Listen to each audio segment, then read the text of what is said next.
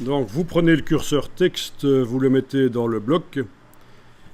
On a le pointeur là qui clignote, là le curseur qui clignote. Vous allez remplir avec du texte de substitution. Je pense que vous savez faire ça, un clic droit. Remplir avec le texte de substitution. Voilà.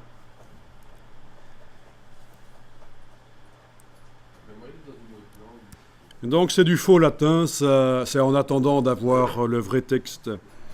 Bon alors au niveau du style de paragraphe, menu texte, style de paragraphe, qu'est-ce que ça dit le style de paragraphe? La palette des styles de paragraphe est là.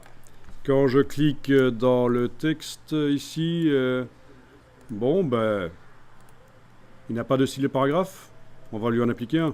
Pourtant l'autre texte en avait, hein, et celui-là n'en a pas. Donc je clique dans le texte, je fais un CTRL A pour tout sélectionner.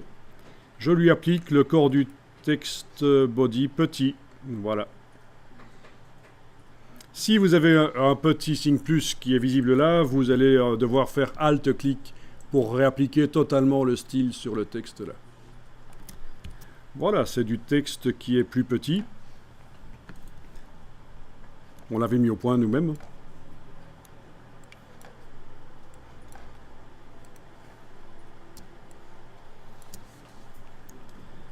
On va faire plusieurs choses ici. Quand on met du texte dans un bloc coloré, évidemment, il ne faut pas que le texte aille jusqu'au bord du bloc, c'est foireux. Donc toujours en ayant votre bloc activé, vous allez maintenant dans les... Comment est-ce qu'on va faire une marge intérieure? On l'a fait pour les colonnes de l'autre côté d'ailleurs, si vous vous souvenez. Pour les colonnes, on avait fait une marge intérieure, gauche et droite.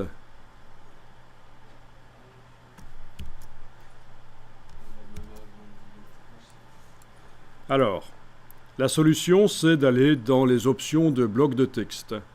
Vous avez votre bloc qui est sélectionné là avec la flèche noire. Vous allez dans menu Objet, options de bloc de texte.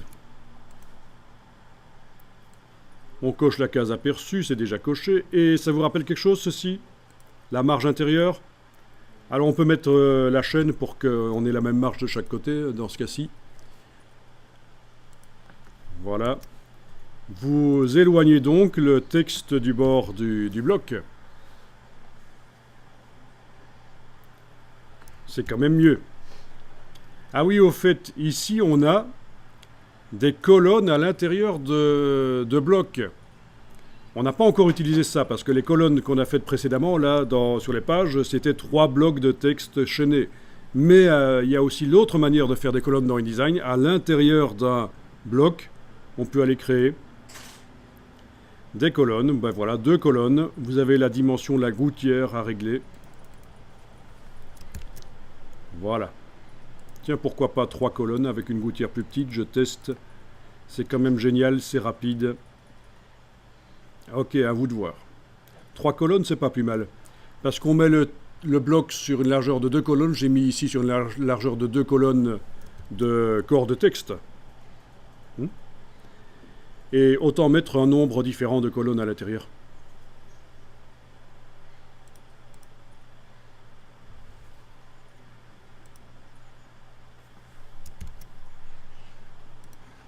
Voilà. En affichage aperçu, voilà ce que ça donne. La gouttière n'est pas assez grande. CTRL B. Ben oui, il faut penser à la qualité de la lecture. Hein. Il faut quand même bien... Alors il y en a qui font dans InDesign des filets. Avec l'outil filet ici, ils vont créer des lignes verticales entre les gouttières. Manuellement. Pour ceux qui doivent le faire souvent, il y a un plugin qui permet de faire ça, c'est-à-dire un module externe qu'on ajoute à InDesign, qui est parfois payant, c'est parfois payant les modules externes. Donc il faut le savoir que la plupart des choses que InDesign ne sait pas faire, ça peut être fait en ajoutant des modules externes qu'on achète ou qui sont même parfois gratuits. À nouveau, tiens, CTRL B, je me dis, j'aurais peut-être quand même intérêt à casser la chaîne et à faire... plus d'espace en bas et en haut, ce sera peut-être plus sympa. Ouais, un peu plus de respiration. Donc au niveau des marges, j'ai cassé la chaîne dans menu objet, option de bloc de texte. J'ai finalement cassé la chaîne ici pour pouvoir faire une marge supérieure et inférieure plus grande que ce que j'ai fait à gauche et à droite.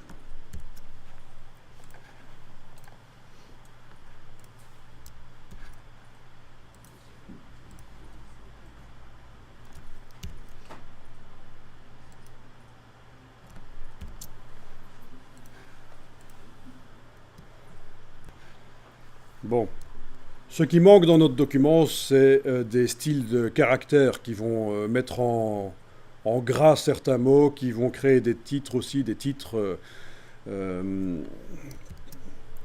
différents niveaux de titres, des grands titres, des titres plus petits, donc ce qu'on appelle des titres de premier niveau, de second niveau. Tout ça, ça améliore évidemment l'aspect d'un document. L'idée, c'est qu'un beau document InDesign, c'est un document qui a de la structure. On sent que ce n'est pas positionné n'importe où.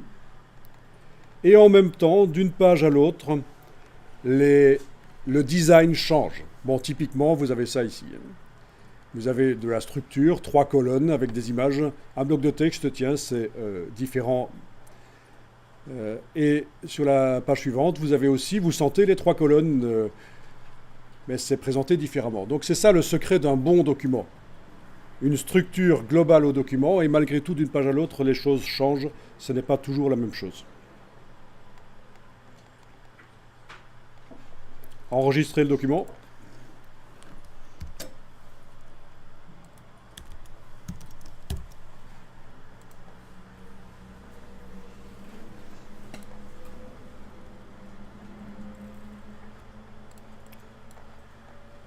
Ok, toujours possibilité d'aller changer la couleur si vous voulez, bien sûr.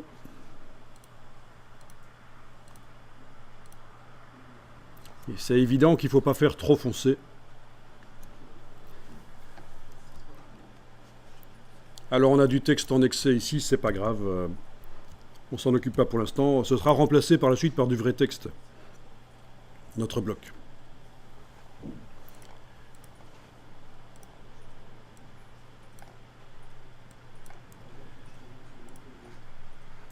Alors surtout, quelque chose à ne pas faire que je vois trop souvent, c'est ceci.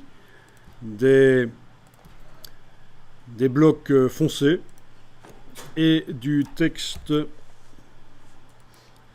clair. Il faut réserver ça pour des titres en fait. Parce que ça pose des problèmes techniques quand vous faites ça. Du texte blanc sur un fond foncé.